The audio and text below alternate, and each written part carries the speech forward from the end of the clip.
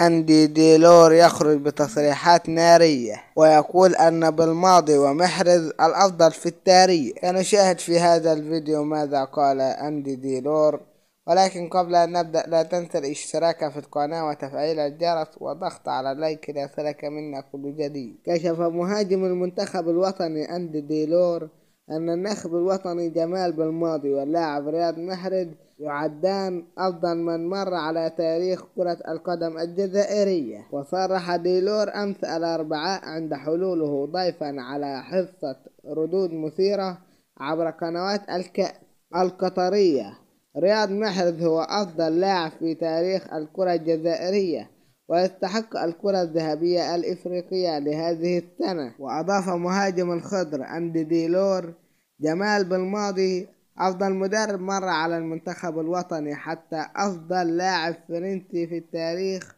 هو جزائري الأصل زين الدين زيدان. وتابع المتحدث مهاجم المنتخب الفرنسي السابق جون بيار بابان: قدوتي في كرة القدم وأنا معجب كثيرا به وبأهدافه. وبكده نكون وصلنا إلى نهاية الفيديو. أتمنى أن يكون الفيديو أعجبكم، والسلام عليكم ورحمة الله.